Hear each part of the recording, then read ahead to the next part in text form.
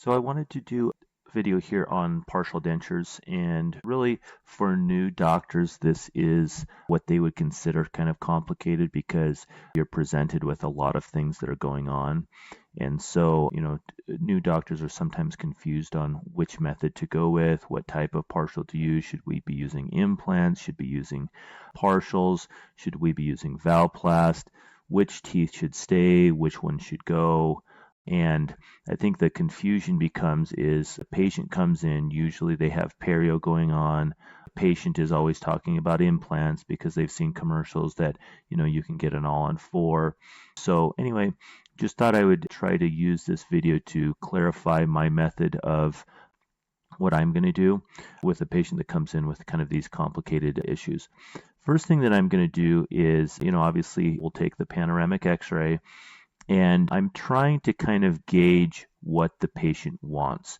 Are they trying to keep all of their teeth and just write them out as long as they can, which is usually fine. I don't really mind patients keeping teeth as long as they don't have abscesses or there's bone loss that could cause them to lose additional teeth. I kind of want to get them just as cleaned up as much as possible. But if they're wanting to keep teeth, I definitely want to do the same. Now, some patients have pretty good dentition, yet they want to get all of their teeth out and they want to do either dentures or implants. And on those patients, I kind of want to rein them in and try to keep some teeth if we can and either build a partial around there, because most people think that their insurance is going to cover everything that happens, or all of this is going to be easy, or that implants are amazing and there's going to be no issues with them. And so I always try to tell them that maybe you will get into implants, but it might not be for 10 to 20 years. And if we can save some natural teeth and get you something that works for you, I'd rather get you into implants in 20 years versus right now, because even implants unfortunately have a potential to fail. And the implant-based prosthesis, again, just like everything in dentistry, may look good today and it might look good as you walk out of the office, but it's always going to be a lot more maintenance than your natural teeth. So, I usually start with them and, just kind of gauge their attitude, whether they are wanting to remove teeth or keep teeth, and then we kind of try to get on the same page. But my dialogue to them usually is, you're a patient, kind of like an 18-wheeler, you've lost a few wheels, and so the remaining teeth are doing a lot more work. It would be ideal to get all 18 of your tires back or all 18 of your wheels so that all of the wheels are having the same amount of function and you're not wearing the front teeth out just because you're missing 10 of the back tires, okay? So we want to have all of that biting surface. And so when talking about partials, I tell them, we've got a couple of options. We have the rigid ones that are framework based that have metal on the inside. You want to make sure that you tell them that it's on the inside because they don't want to see a bunch of metal in their smile. And so you tell them, hey, it's going to be on the inside. The nice part about the framework based partials is that they're super thin. The Valplast are super aesthetic. The issue is that a lot of times when that Valplast is up on their palate, they're going to feel a big, huge bump up there. And so sometimes the framework is a little bit of a better option for those people who are super particular about what's in their mouth and it's the size and getting used to things. I also tell them that, they might be thinking about a full lower denture because, they see all of these bad teeth in their mouth. But even if we can keep just a couple of teeth on the lowers, which are usually the canines and maybe an additional premolar or two, that it's going to make a huge amount of difference, because a full lower denture is about 4 times harder than an upper to get used to, because you just have gravity that's going to hold it in, versus a partial where you're going to have those teeth to grab onto, and it's going to be probably even better than the upper, okay? So, just with some of the guidelines there, when and we'll go through some examples and kind of help you kind of see what I'm looking for as far as treatment plans. But some of the guidelines is that we're always trying to keep teeth that can be saved, especially on the mandibular. So a lot of times I'm seeing new dentists that see something that's more complicated than what they've seen in dental school, and so they just kind of like, oh, let's get all the teeth out and get you dentures. But you should really try to keep specific teeth and try to get 4 points of contact so that just like a table, your partial will be able to stay. If you have less than 4 points of contact, you're going to have a lot harder time keeping that patient happy and keeping them using a partial, okay? So you'll see in the lessons learned many new doctors unfortunately edentulating patients unnecessarily just because they felt overwhelmed, okay? Mobility is your most important parameter in saving teeth, okay? So I never look at an x-ray and say, ooh, that tooth has 80% bone loss, we've got to get it out. I have to check mobility because you have to think about it as if it were your own grandmother. If your own grandmother had two canines that had 80% bone loss but were solid as a rock, would you edentulate your grandmother just because your professor told you that you can't put a partial on a tooth that has 80% bone loss? No. You would tell your grandmother, hey, let's get 5 years out of this. It might loosen up. And if that's the case, hey, we'll have to go to a partial or to a full denture. But if we can even get 5 years out of this tooth, you're going to have a much better quality of life than having to go to that full lower denture, okay? So mobility is your most important parameter for saving teeth. So I'm going to go through, if I'm doing my treatment plan, I'm going to go through every single tooth and I'm like, okay, do I have 4 teeth on the upper that are non-mobile? Okay, and are they configured in a way that it's kind of like a table where the legs are spread out? If so, I might think about a partial on the upper, okay? If it's less than 4 points of contact or 4 stable teeth on the upper, I'm probably thinking about a full upper because those ones stick a lot better than the lower because of suction, okay?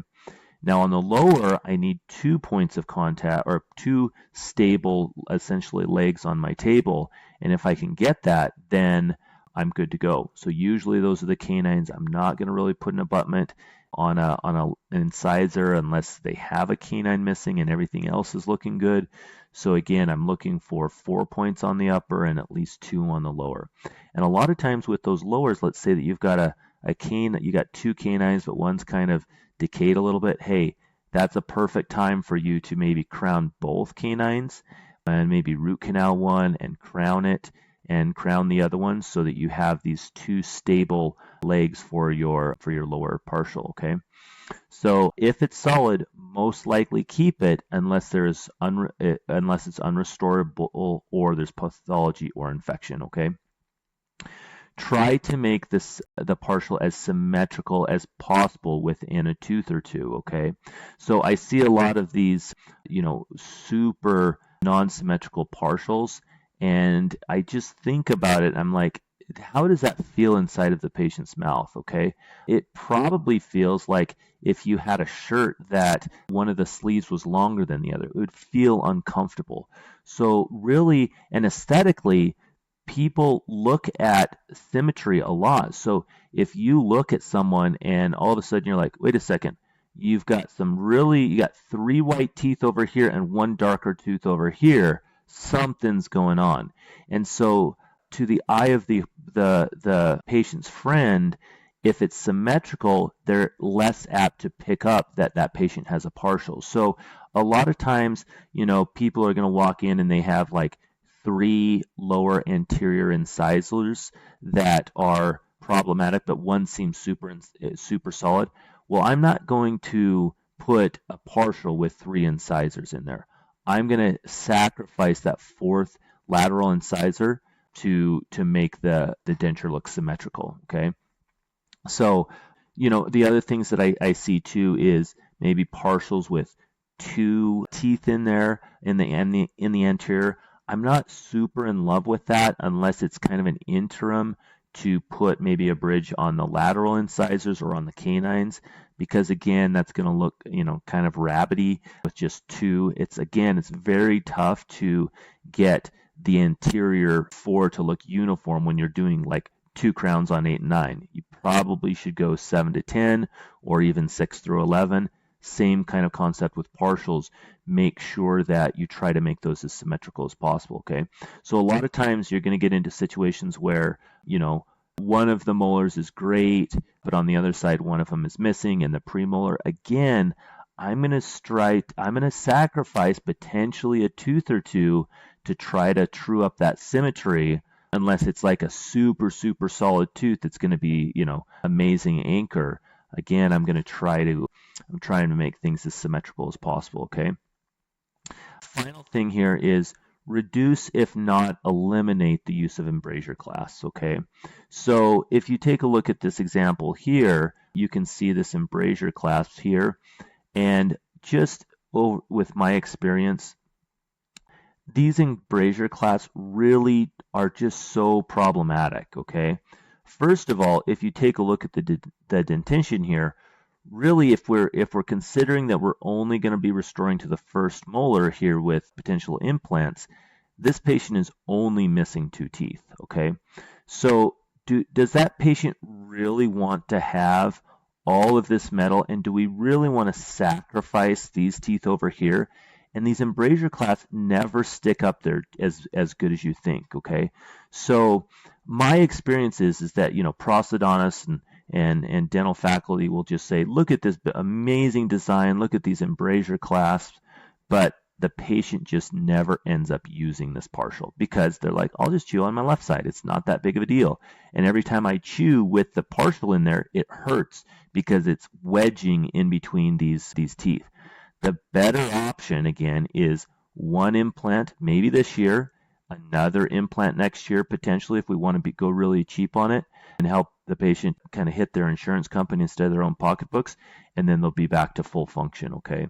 So I have not done, and I tried a couple of embrasure clasps after dental school, and patients just couldn't stand them, and they always didn't like the fact that I was modifying their teeth over here, and so they just never wore them with embrasure clasps. So again, too, if you're having to wrap around the backside of the second molar to get retention, usually patients don't like that very much. So you're usually in a situation where you've lost 4 or more teeth before you need to start thinking about partials, okay?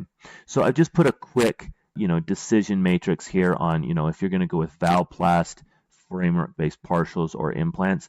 And this doesn't really talk too much about the financial component, which is important. Understanding that framework-based partial is going to cost a little bit more than a Valplast, and maybe your particular insurance company doesn't really reimburse you, or the patient's a little bit more price sensitive, you might want to think about going with a Valplast instead of a framework-based partial. But here's mostly my clinical uses of the Valplast versus the framework versus the implants, okay? So with the Valplast, if you have 4 or less anterior only teeth missing in one arch, I'm definitely going to go with a Valplast. I'm not going to do a framework-based partial because that would essentially cause you to have to retain or create a clasp around the second molar. And patients don't want to have all of that metal in their mouth, especially way back there, just to replace 4 anterior teeth. So the Valplast is definitely used for those times, especially with an interim or a flipper in a situation where a patient is waiting to get into implants or waiting to get into a bridge. I'll use a Valplast on those 4 or less anterior partials. Again, with a Valplast, it doesn't have as much, you're not able to do as much chewing force because every time they chew, there's no rest, and so it ends up hitting on the gingiva. So when you have more than 4 teeth, that's when you're starting to think about framework-based partials, okay? So again, anterior and posterior teeth, 4 or less teeth here, you're thinking about a Valplast. If a patient has a tooth extracted and is waiting for an implant, I'll do a 1 tooth, even a unilateral Valplast, just really talking with the patient about it being a choking hazard, so they remove it when they're eating, but aesthetically they have it up there until they can get the implant, okay? So again, yes, a single anterior tooth missing, I'm going to use a Valplast every single time. Super aesthetic, just kind of helps them get through the process until they're able to get that implant or bridge, okay? So when am I using the framework-based partials? That's when I have 4 or more posterior teeth missing. Now again, this is if there's no financial constraints. I'm going to probably go with a framework-based partial. Why? Because it has those rests, it has more rigidity, it's going to be easier on the palate. It's going to be easier on the lingual surface of those anterior fours. So it's more comfortable for the patient. It's less intrusive, and it's going to help them with biting. So we're really kind of replacing those 18-wheel tires with better replacements than with a valvoplasty, which kind of is squished down and invades the gingiva, okay? And then implants, implants, we know all of their uses, but, when you, in a situation like this, I would just, with this embrasure class, I would really, with the price of implants now, I would really encourage the patient to get implants here instead of this partial with an embrasure. The only reason that maybe something like this would work would be is if there's, no bone at all and they aren't willing to go through a lateral sinus lift or they have some kind of a medical condition. But again, implants, and obviously implants, single tooth implants will be used for less than 4 teeth that are missing. Obviously, there's all on fours and snap-in dentures and all that kind of stuff that implants can be used for. So I'm just going to go through a couple of examples here of patients who've walked into my office. I'll give you the pre-op x-rays here and then show you what my treatment plan was. So you'll notice the same pattern in a lot of patients. So when you have a patient coming right out of dental school, this is very complicated because you're thinking, oh, should I send them to perio? There's decay going on. But when you talk with a patient and they're usually pretty demoralized about their own dentition, and they'll probably say, yeah, I just want to get dentures. This becomes easier because your options are, I'm going to first of all eliminate all teeth that are really going south quickly. So if you take a look at this tooth number 2, 90% bone loss, probably not going to be very good. Also, we're not using it. So that's a tooth that's sacrificable. Look at number 5. 5 has 90% bone loss. It's probably mobile, not a good tooth, okay? Now, number 6 is actually looking pretty good. The issue becomes is now we have these anterior teeth that she probably had braces, and we have foreshortened roots. So they're mobile. Okay, that's problematic. I can already, as an experienced dentist, know that we're probably going into a full upper right now. Why? Because if 2 was super, super solid, okay, I would be able to have 4 points of 4 good teeth, and I could make a 4-legged table, 2, 6, 11, and this 14. But because 2 has all of this bone loss, I'm almost already thinking we can either do, if 6, 7, 8, 9, 10, 11 are all solid, I could maybe use 14, I could use 11, I could use 6, but because these anteriors are mobile, I'm already thinking we're probably thinking about a full upper. We know that 15 has this huge decay. It's probably coming out. 14 looks okay. So we're thinking about either a partial with 3 legs or a complete upper, okay? On the bottom, we can see 18 definitely has to come out, okay? 19 is problematic because we have a root canal, but we have a furcation involvement. So that's tough, okay? 30 also tough. So I might be able to keep this premolar here, this premolar here. The anterior 4 aren't super beautiful. So, if they're solid and the patient likes the aesthetics of the anterior 4 on the lower, I could maybe keep them. And then, so let's take a look. So we're looking at a good canine here, a good premolar. So I definitely have 4 teeth on the bottom that I can keep. Because both of these teeth are furcation involvement, they're probably coming out. 18 is definitely coming out. But if the patient was super adamant about keeping these molars, I would allow her to keep the molars, 19 and 30. But if she's not, I would kind of encourage her to get them out so that we can kind of get to her final configuration, okay?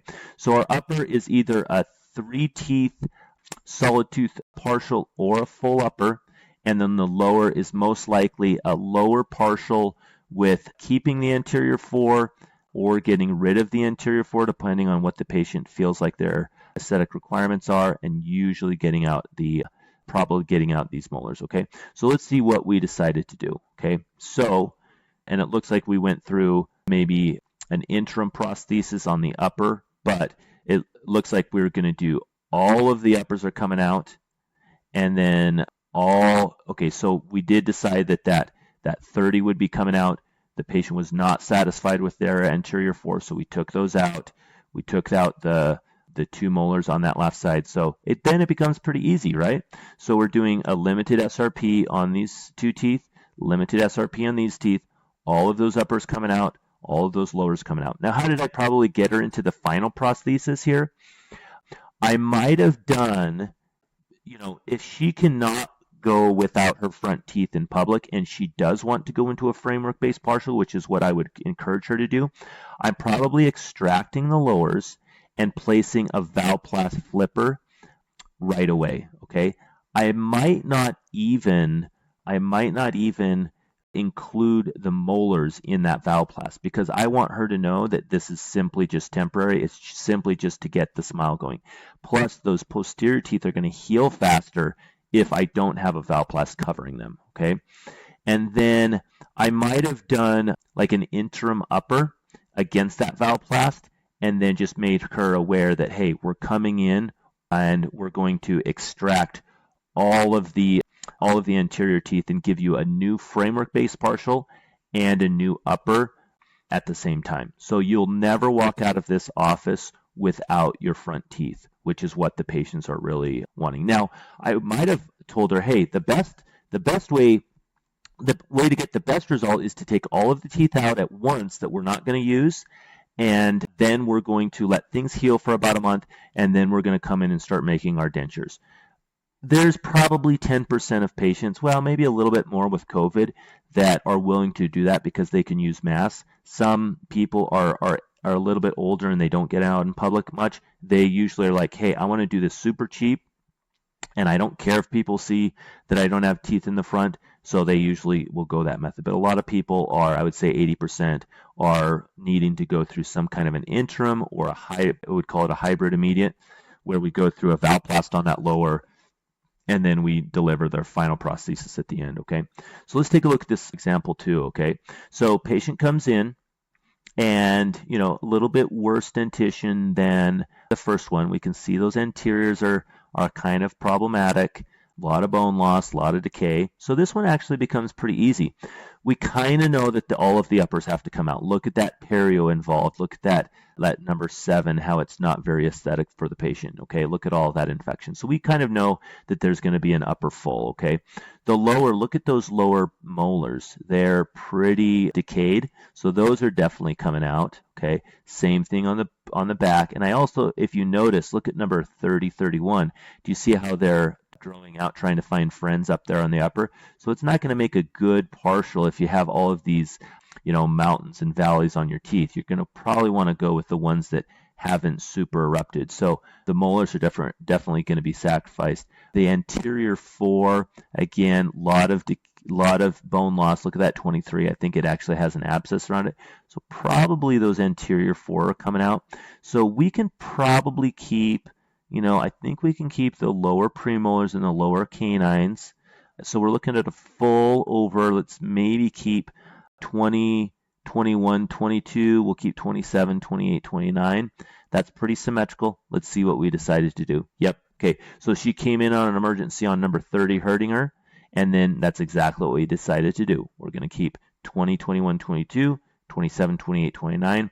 And there we go. So you can see that this is something kind of a little bit simpler just because the dentition is a little bit more problematic, but it becomes a super simple treatment.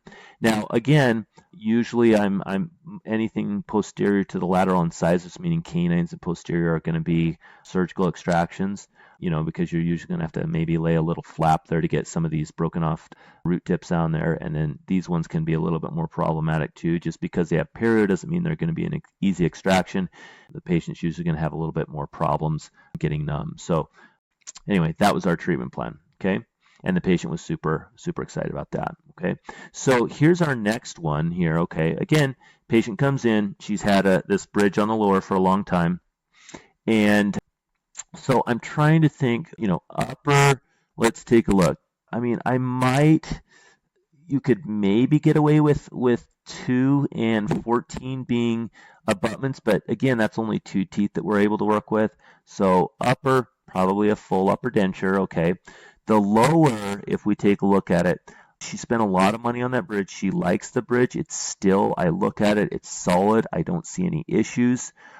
Maybe a root canal on this number 22. And if we're super, super concerned about it, maybe that's something that we send out to an endodontist to get completed just because there's so much dentistry on top of it. But we're probably looking at sacrificing this number 30, or excuse me, 19, just because it's super erupted. Maybe sacrifice number 20 just because it's a little bit super erupted. But the thing that I don't like about this number 19 is you have this vertical bone loss here on the mesial. So that's probably coming out. Again, it's going to also add to the symmetry of our partial.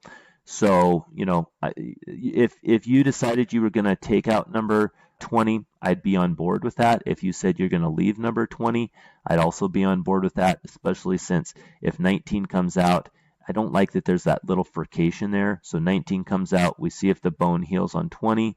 If we check the mobility and there's any mobility, that probably is coming out. So let's see what we decided to do, okay? So we decided to keep number 20 in this case, and 19 came out, and then we did a full upper and partial on the lower, okay? And we just made our rest preps. Okay, where were our rest preps? We're on 20, 22, 27, and 28, okay? So there's some examples on taking complicated dentitions, at least in dental school, and simplifying them. Again, mobility is super key, okay? So I wanted to talk about rest prep location and design here, okay? So a simple rest prep location method, and it's always tough for new dentists, like, hey, do I have to design the framework like I did in dental school? You do not. The lab is going to do all of that, but they're going to always go with your instruction. The best method to use is just take the tooth next to every edentulous spot needs a rest. The other thing is that we need at least 4 rests, okay? So if you're doing a dentition where you have just the distal extensions, then you're going to need at least 4. So if you're doing a dentition with 2 distal extensions, then you're going to need to add additional lingual rests in order to get those 4 points of contact, okay? So an example would be, let's say you're doing a lower partial where you have your 2 premolars and you have all of your anterior teeth, including your canines. You're going to be putting distal rests on the 2 premolars, but you're also going to be putting lingual rests on the canines. That will give you those 4 points of contact, okay? So again, we're trying to make those 4 points of contact with those rests, just like legs on a table, okay? You do not have to use lingual or cingulum rests on canine teeth. I see this all the time in dental school, and maybe there's a purpose for it, but what I see especially on the maxillary is the patients are going to start biting on those, and they don't like that their lingual surface of their entire tooth is covered, and they get food impacted in there, and they just really never work. So you'll see that instead of using a cingulum rest, I'm going to do a rest just very similar to my occlusal rests on these posterior teeth. I'm just going to go from the side and just use my round burr to create that rest, okay? So again, no cingulum rests on the canine teeth, okay? I've also seen that some doctors try to get away without using rest on the lower canines. And the issue with that is then they don't get any retention, okay? So I use the rests on the lower canines a lot to create a small undercut on a super strong tooth that allows those partials to go down there, and then it snaps into that rest, and it just provides a lot of retention. So use that little notch right there to create that undercut so that those dentures snap in and out, okay? I always try to use C-clasps as much as possible because they're smaller, meaning they're more retentive because they don't have as much flex, okay? A lot of times I'm seeing Newer doctors try to use eye bars all over the place because they're supposed to be aesthetic. The problem with eye bars is that they cover the gingiva and then they ride up and then they create this big void on the gingival margin, and then they usually don't engage the tooth as much. And so the partials are their retention is super compromised because of the use of eye bars, okay? So you'll see that we have the round diamond provided in the standard burr kit, and that is used for the rest preps. And that's the only burr I use for the rest preps. Why? Because it does not create undercuts, and it's perfectly calibrated to make the rests. So what I'm going to do is, and the rules is that for a posterior tooth, a fourth of the width of the tooth should be for a rest for a molar, and a third of the tooth should be for a premolar. Well, if you look at the calculations there, that's actually the same width, which is the width of your round burr, okay? So I'm going to take my round burr and I am going to essentially bury it to the widest point, or to the widest diameter of that round burr, which actually ends up being that 1.5 millimeters that you need as far as the depth for your rest or for your rest seat there. So really practice those and make those look as good as possible. Now, obviously, I'm doing a majority of my rest preps without anesthesia. Occasionally there's a patient who's super sensitive, but a lot of times, like if I'm doing the extraction or I'm doing an SRP and I already have them numb, I'm going to take that opportunity to put those rests in if I can, or if they're doing fillings, okay? So you can see my rest prep here, okay? So again, I'm going to go probably, the entire diameter of the rest forward, okay? I want kind of a little bit more than a half moon shape, okay? And then I'm going to go until about 1.5 millimeters in depth, or to the widest portion of the rest. I have no problem going through a porcelain crown. I know in dental school they were super apprehensive about going through crowns. I have gone through a couple of crowns on occasion just because they were super thin. You just kind of have to deal with it, and you kind of monitor it and make sure that there's no decay there. If there does start to be decay, maybe you just kind of buzz it out and fill it up with a composite. So not the biggest deal in the world. But you can see, okay, so here's my 4 points of contact. 1, 2, 3, 4. And you can see my partial, okay? Now, why did I put my rest on the distal of number 27, whereas I put it on the mesial on number 22? The reason is you can kind of see that number 27 was tilted, or was a little bit tilted towards the facial. So the portion that stuck out to the lingual most on 27 was that little distal portion. The portion that stuck out to the lingual the most on number 22 was that mesial portion. And so again, I'm trying to create that undercut, so I wanted to grab that undercut on the distal on 27 and the mesial on number 22, okay? And then you can see the partial, which I didn't design. I just told them where the rests were, or showed them where the rests were in the pour-up or in the impression, and then they made this design, which you can see there's those undercuts, which allows that front portion of that framework to not flip up, okay? So, here's some closer detail on how they designed it, okay? I don't like that when they try to put the rests on the mesial and try to do all of these gizmos around, the forces are going to be better if the rest is on the mesial and it comes around. It just becomes too much of a complicated design, and it's harder to adjust. I've delivered, hundreds of these parsers exactly with this configuration, and a large majority of patients get along super fine with this design. So anyway, that's what I have to go over with partials. I hope you take this video and think about how you can simplify your treatment planning and get to kind of the final destination as soon as possible with the patients, so that they can kind of clean up their dentition and be a lot more healthy. And so one of the last things that I tell the patient when I'm doing the treatment planning is, Frank, I am super excited to get you into a situation where you're going to have this beautiful smile and you're going to feel good. You're going to not have any of that infection in there. And I know you've been dealing with toothaches and all these expensive procedures throughout your life. We're going to be able to do it for very cost effective. And we're going to work our fingers to the bone to make sure that you look good and you're completely satisfied with whatever we give you. And then I just follow it up with, we're going to be going through our, potentially 5 visits. And our second visit is a fine detailed impression where we make sure that it's going to snap on just as best as possible at the very end.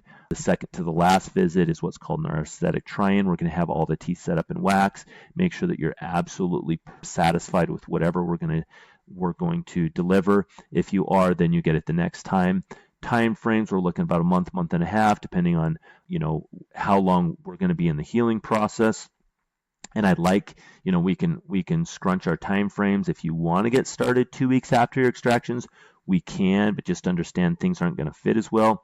I'd super love to get you out 4 to 6 weeks. So, and then when I'm picking out shades, I'm always going to try to go a little bit lighter. I'm going to encourage the patient to go a little bit lighter.